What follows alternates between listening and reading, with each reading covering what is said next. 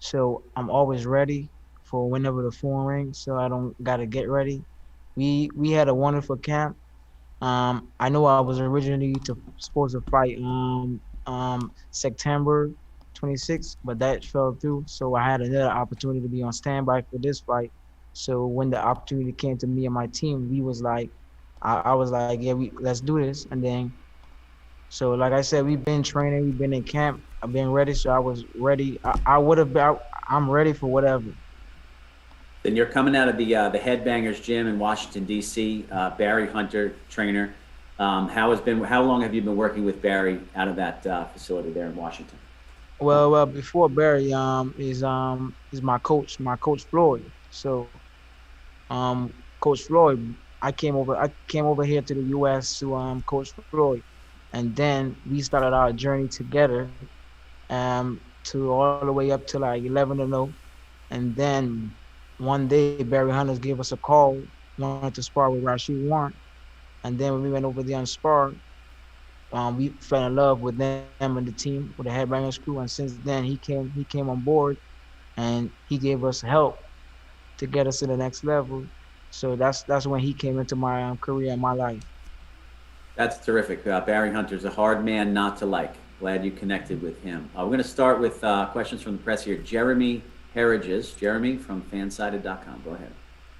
Hi, Cobia. Thank you for taking the time to talk. Can you talk a little bit about, you said how this fight came into play a little bit. Mm-hmm.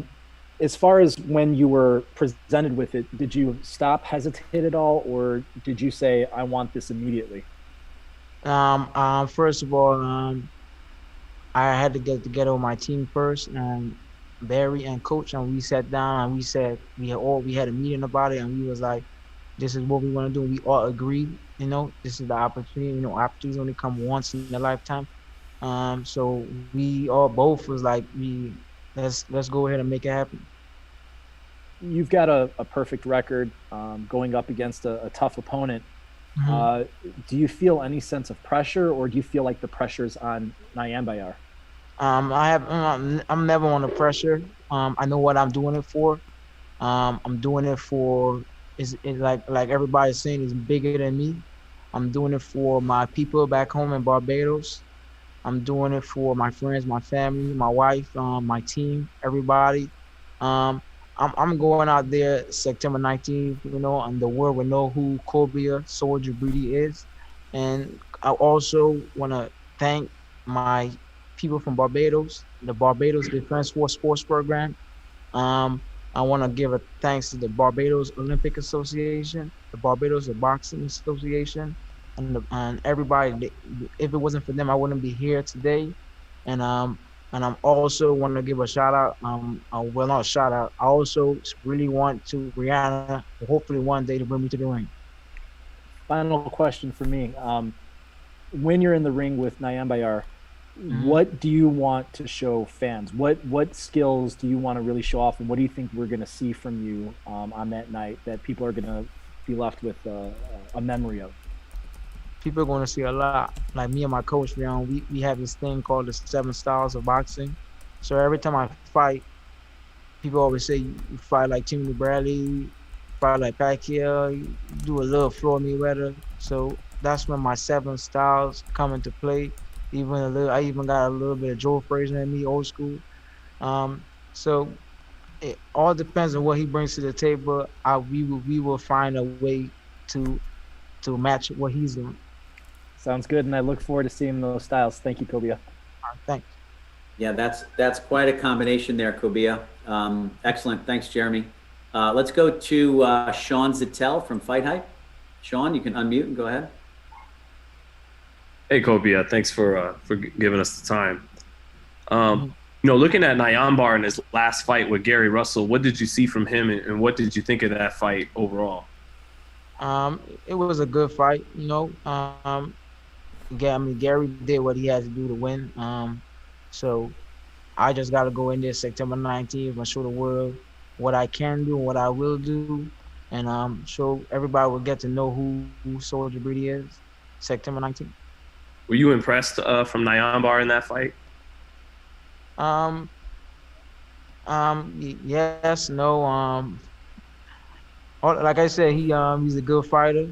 You know, he's a silver medalist. He's he fought good competitors, but he never fought a soldier yet. So September 19th, he's gonna be facing something different. And I know, like you were talking about Barbados earlier. What would it be like to become a world champion from Barbados? It will be history. It will be great for my people. It will be great for the government, for everybody, because boxing in Barbados, is not a big thing because it's different. It's considered we get considered a third world country. So me bringing back a hope for my country is an awesome thing, and that will give my people hope. That will give kids dreams that if I could do it. I came from Barbados.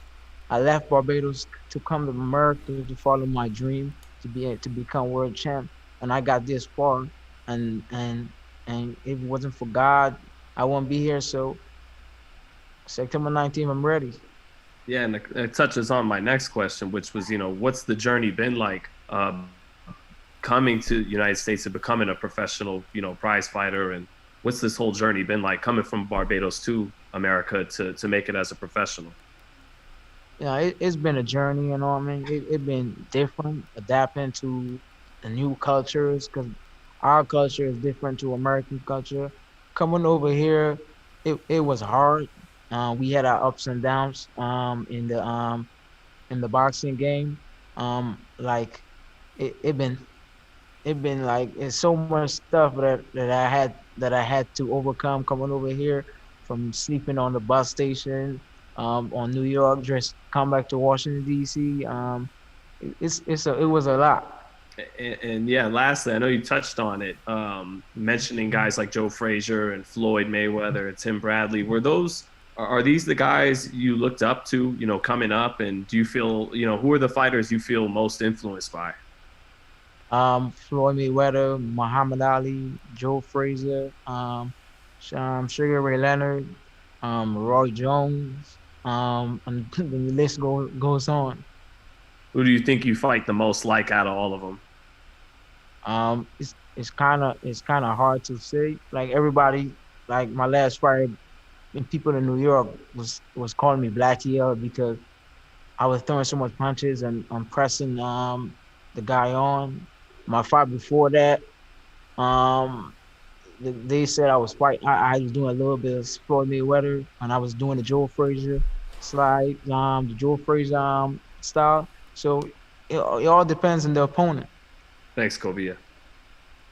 Okay, thank you, Sean. Looks like we have time for hopefully one or two more questions here. Let's go to Carlos Toro. Carlos, go ahead. Thanks so much for taking time to talk to me. Really appreciate it. Obviously, I think you mentioned earlier that you were supposed to fight, or you were planning to fight on September 26th. And obviously with this fight against Nayambayar being just days away, did that sort of change a little bit your preparation and your mental state when it comes to, now getting to fight a week earlier against a tough opponent than Nayambayar?